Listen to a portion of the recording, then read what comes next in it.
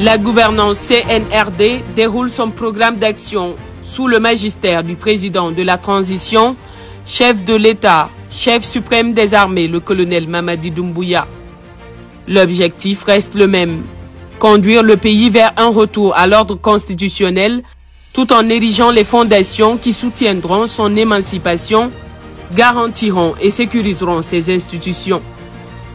Le respect du compromis dynamique conclu avec la CEDEAO ne souffre d'aucune entorse et parallèlement, le colonel Mamadi Doumbouya impulse une dynamique qui irradie l'ensemble des secteurs de l'administration publique. Le gouvernement guinéen et le CNRD, à sa tête le colonel Mamadi Doumbouya, ne souffrent pas d'ergophobie ni d'hypophrénie face aux nombreux défis de développement. L'homme du 5 septembre n'est pas dans la demi-mesure. Prenons le cas du secteur de l'agriculture, le chef suprême des armées, le colonel Mamadi Doumbouya, a revu à la hausse le budget qui est passé de 655 milliards à 1915 milliards en 2023, soit une augmentation de 192%. Honnêtement, si ce n'est pas une volonté politique, qu'est-ce que c'est? Dans la même veine, un fonds de développement agricole a été créé et meublé, le FODA. Ce fonds, outil de mise en exécution des aides en faveur du monde paysan guinéen, est très fonctionnel.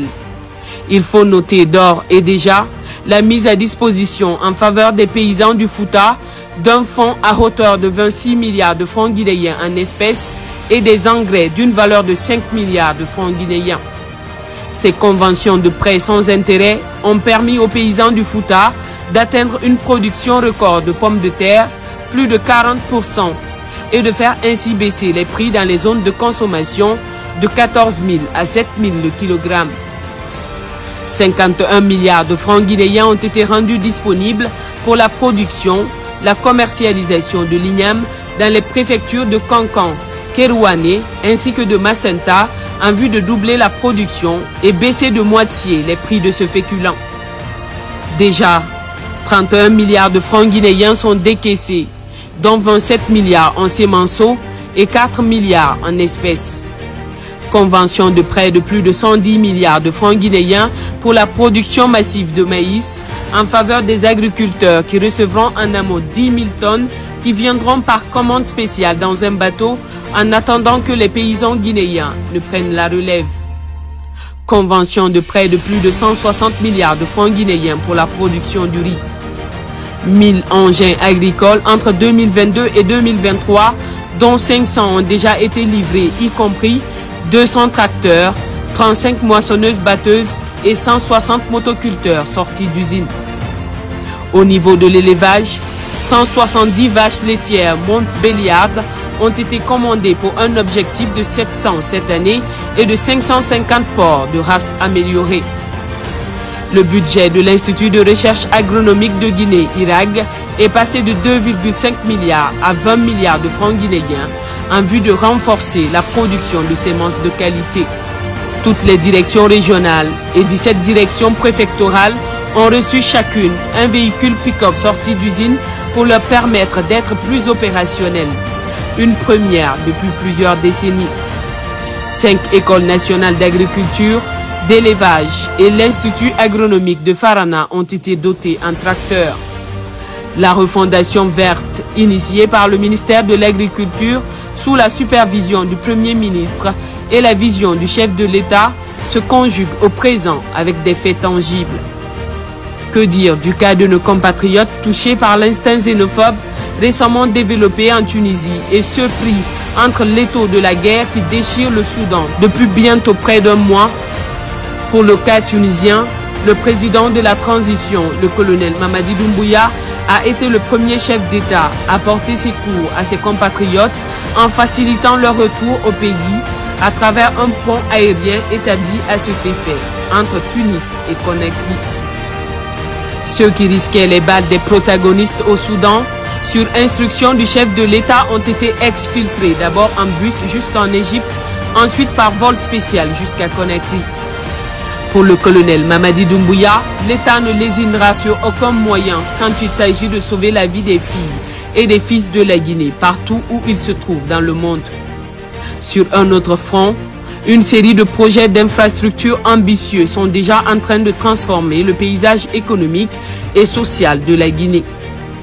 L'échangeur du kilomètre 36 prend forme, sort ses premiers fondements et la silhouette de son tunnel est peu à peu visible. L'ouvrage avance avec sérénité.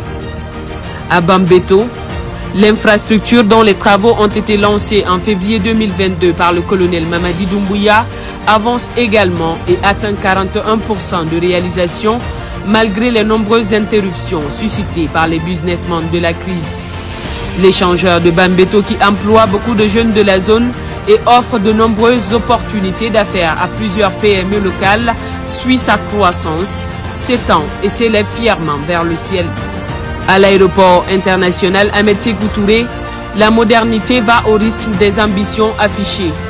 L'opérationnalisation du parking automatique est effective sous les regards d'un Nimba géant de prospérité, valorisant le branding national à travers cette porte d'entrée importante du pays.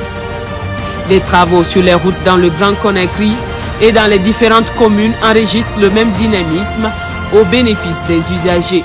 Dans cet élan de gigantesques réalisations et réussites visibles, faut-il passer sous silence les exploits engrangés par la Guinée dans le méga-projet du minerai de fer de Simandou qui constitue une performance jamais atteinte dans l'histoire de ce pays? Un projet pris en main au lendemain du 5 septembre 2021 par le colonel Mamadi Doumbouya et requinqué avec pour socle le respect des intérêts du peuple de Guinée et la garantie des investissements des trois partenaires, Winning Consortium Simandou, Rio Tinto Simfer et Baou.